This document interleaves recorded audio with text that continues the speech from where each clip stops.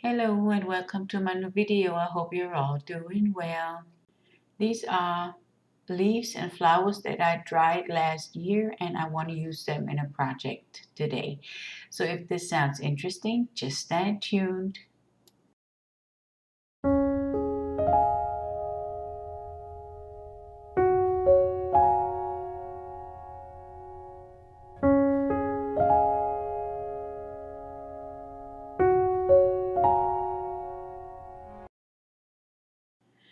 The first thing I always do is clean up my mold. My molds are stored in a cabinet and there is always some debris like dust and glitter and stuff. So I take my painter's tape and dampen it onto those particles and get rid of them.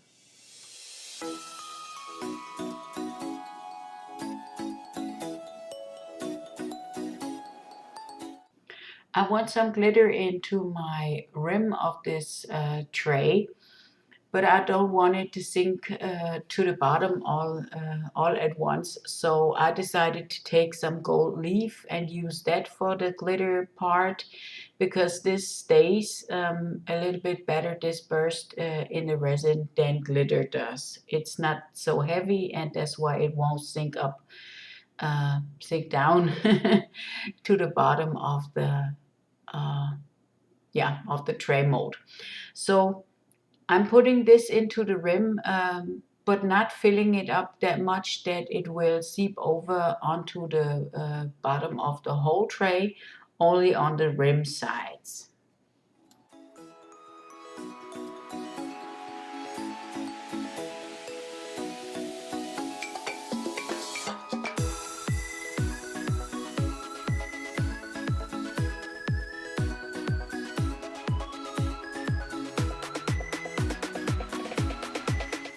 You don't have to do nothing with the gold leaf extra. You just put it in resin, and when you stir it around, it almost dissolves in the resin. And this is how fine those foils are.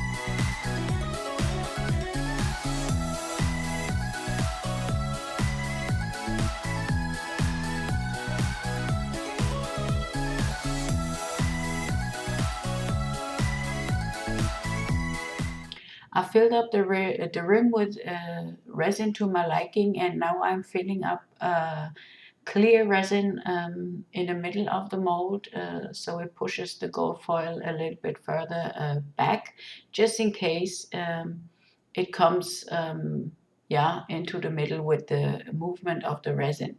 But usually gold foil doesn't do that.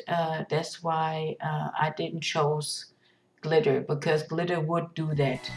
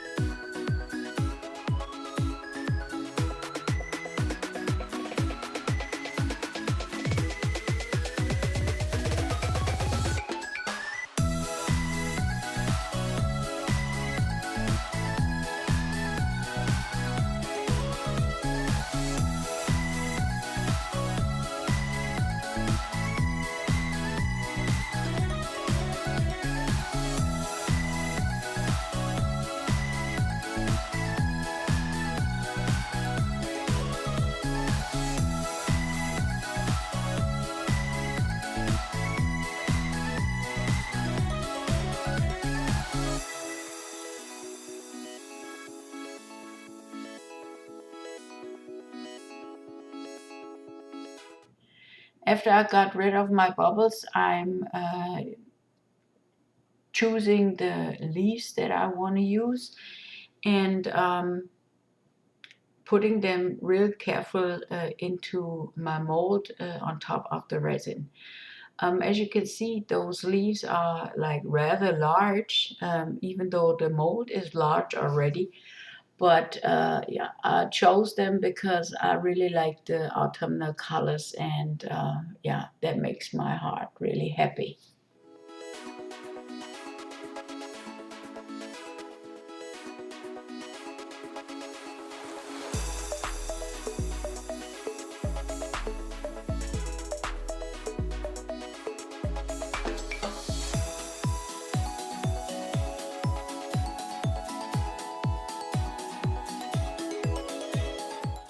I arrange now the leaves that I dried last year, and these are some, I don't know how you call them, ahorn, and then what I got in my hand here is rosemary, and I pressed and dried that last year.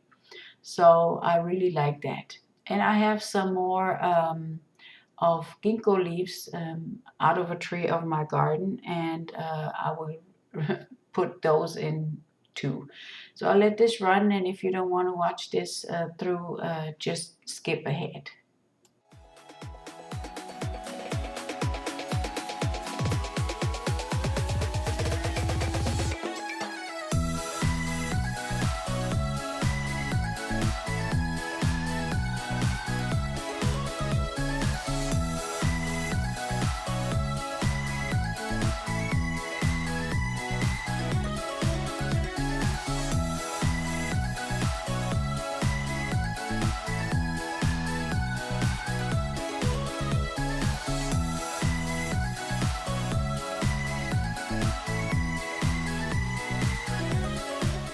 What I would do different next time I use real dried flowers or leaves is that I would yeah, put a little bit of the clear resin onto the leaves first before I put them in the resin bowl, because this will eliminate the chances to get air trapped underneath the bubble, air trapped underneath the leaves, and yeah, it's yeah, I only have, you'll see that in the end, I have itty bitty tiny bubbles underneath my leaves.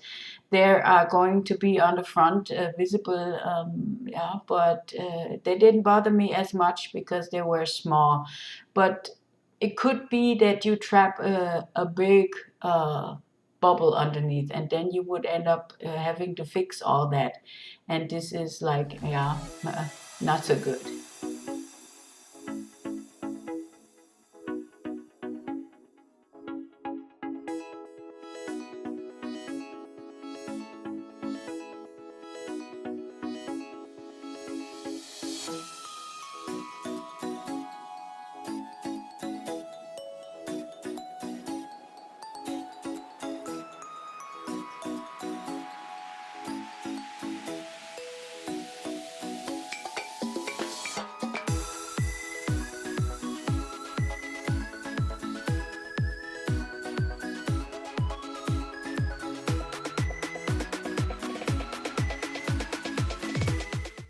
After I got in what I wanted to put in, I put a little bit of resin on top of the leaves just to tie them down a little.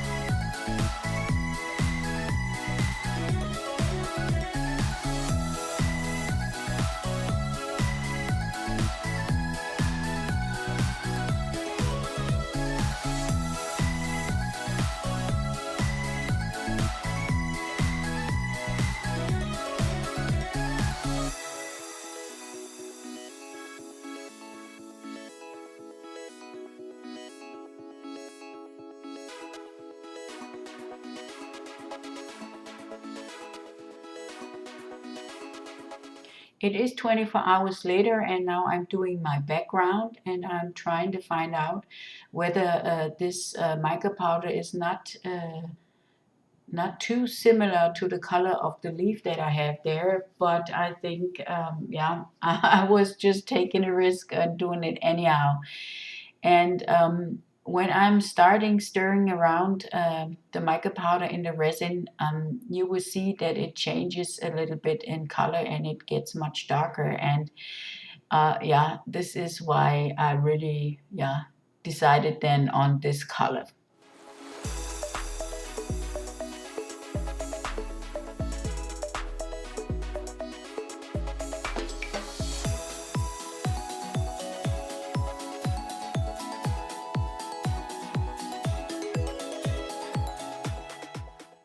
So now I'm putting a bit of resin into my cup here because I don't want clear back of my tray. So I use this liquid colorant for resin, and this is a transparent one. And I'm coloring my resin with it.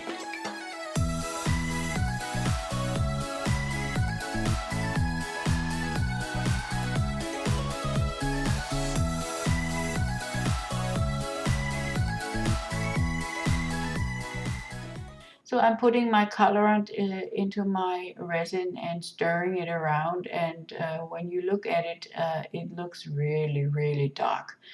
But it's not really dark, because if you take out the stick and look at the color, then it's really, really light, and I wanted it a little bit darker. So I put a bit more colorant in there, and even now I put about 20 drops in there.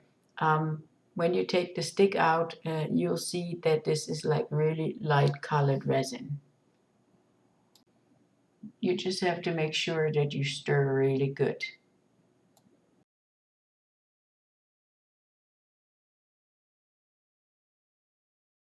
I'm taking my mica colored resin and pour this on the rim of the tray.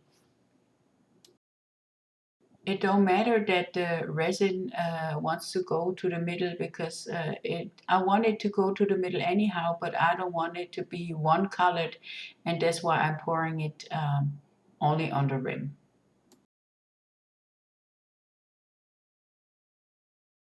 Now I take the brown resin and I will fill up the mold from the middle on out.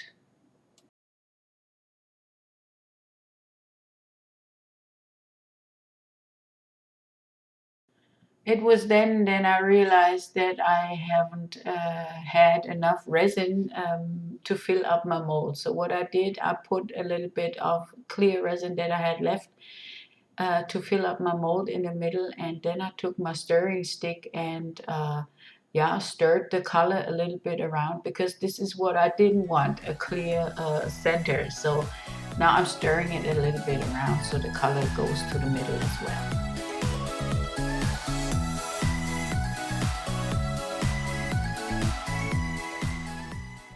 And here you can see really good the movement of the resin. It is demolding time, and I'm really, really curious how this is going to look. And yeah, let's be surprised. If you like my video, please subscribe to my channel. Give me a thumbs up. It doesn't cost you anything. A comment is nice, always. Yeah, and it helps me a whole lot. Thank you for that already. Here it is. Yeah. I would have liked the mica to move more towards the middle to see it, but yeah, now it is like it is, and I have to cope with it, and I think it will grow on me with time. And here you can see the bubbles that have formed beneath the leaves. So that's it for this video today, and I hope I'll see you in my next video again. Until then, bye bye.